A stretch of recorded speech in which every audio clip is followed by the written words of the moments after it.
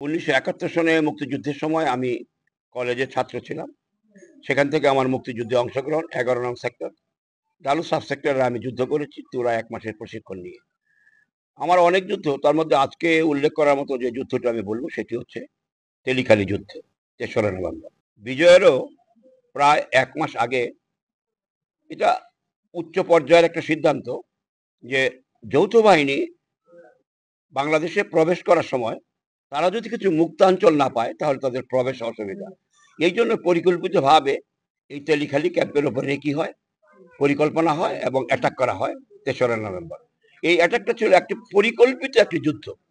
এই যুদ্ধে ৩৩ পাঞ্জাব আমাদের বিপরীতে, আর আমাদের সঙ্গে ছিল 13 রাজপুত রেজিমেন্ট এবং আবুল হাশেম কোম্পানি। এই আবুল হাশেম কোম্পানি এবং 13 রাজপুত রেজিমেন্ট মিলে রেকি এবং প্ল্যান করে পরিকল্পিত হয় যে ৩ তারিখ রাত ৩টা ৫৫ থেকে ৪টা ১০ পর্যন্ত HMG পোস্ট থেকে ক্যাম্পের উপরে, ব্যারাক হাউসের উপরে, টিন শেডের ব্যারাক হাউস, ইপিআর ক্যাম্প যেগুলি ছিল, ব্যারাক হাউসের উপর ১০ মিনিট অনবরত ফায়ার হবে। আর এই সুযোগে মুক্তিযোদ্ধারা, যৌথ বাহিনী যারা আছেন, তারা পিছন দিক থেকে আক্রমণ করবে। তো পাকিস্তানের ভেবেছিল যে এতদিন মুক্তিযোদ্ধা এবং ভারতীয় সৈন্য যারা আমাদের উত্তর দিক থেকে দক্ষিণ দিকে, আমরা পাকিস্তানিরা এই দিক থেকে গোলাবর্ষণ করেছে, আর্টিলারি দিয়েছে, সবকিছু যুদ্ধটা তারা ভেবেছিল যে আমরা তাদের সামনে দিয়ে করব। কিন্তু এই যুদ্ধটা ছিল, এটাকে বলে মার্কস পদ্ধতিতে আক্রমণ, মুখোশ পদ্ধতিতে আক্রমণ। মানে যুদ্ধটা সাজালো একদিকে, কিন্তু যুদ্ধটা করেছে তার ঠিক বিপরীত দিক থেকে। আমরা 13 রাজপুত রেজিমেন্টের সঙ্গে, আমাদের চার্লি কোম্পানির সঙ্গে আমাদের চার্লি প্লাটুন, সেই চার্লি প্লাটুনে আমি ছিলাম। চার্লি প্লাটুন সেই রাতের অন্ধকারে পেছন দিক থেকে আক্রমণ চালিয়ে ক্যাম্পের বাইরে, অর্থাৎ মূল ক্যাম্পে 9টা বাংকার, আর ক্যাম্পের পূর্ব দিকে ছোট্ট একটা সাওয়াল নদী, নদীর ওই পাশে আরো 3টা বাংকার ছিল, সেই বাংকারে আক্রমণ করে প্রথম বাংকারটা আমি, আমার সঙ্গে আতাউদ্দিন শাহ, সুবেদার ধরমপাল, ভারতীয় সেনাবাহিনীর চার্লি কোম্পানি, আমরা বিনা যুদ্ধে যখন নাকি এই ক্যাম্পটা দখল করি, তখন আমার মনে হয়েছিল যুদ্ধটা কি আসলেই এত সহজ। মোনালিসা হেভি ফ্লো 15 পিস প্যাকেটের সাথে 8 পিসের একটি প্যাকেট একদম ফ্রি। কিন্তু রাতের অন্ধকারে বুঝি নাই, কিন্তু সকালে যখন একটু একটু আফসা আলো আসে, একটু একটু দেখা যায়, তখন দেখি যে আমার 30-40 গজ সামনে যে বাংকার, সেখানে পাকিস্তান সেনাবাহিনীরা আছে।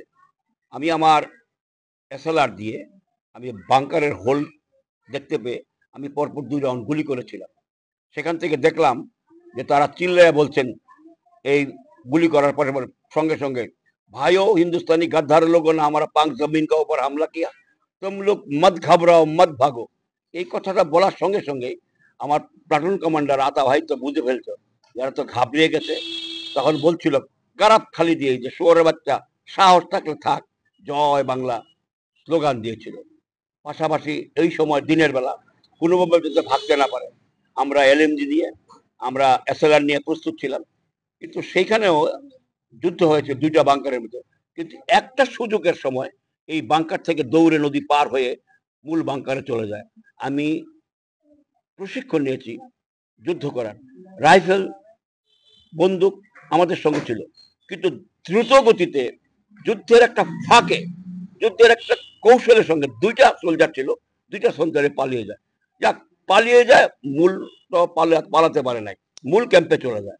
পরদিন একটু প্রভাত হয়ে গেলে অন্ধকারের মধ্যে, যখন ক্যাম্পে চতুর্দিক থেকে আক্রমণের আদেশ আসলো, অর্থাৎ চার্জ করতে হবে, হয় আমি বাঁচবো না হয় মরবো, কিন্তু আমাকে এই ক্যাম্পটি দখল করতে হবে।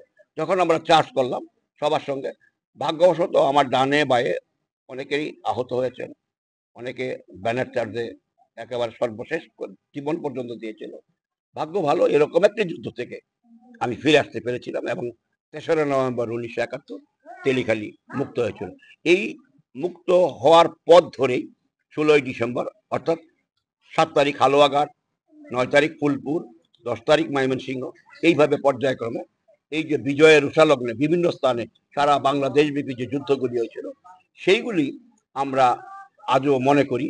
সেই যুদ্ধাহত, সেই শহীদ, সেই দেশের জন্য যারা প্রাণ দিয়েছেন, বিসর্জন দিয়েছেন, তাদের কথা আমাদের মনে হলে আমাদের খুবই আনন্দ হয়।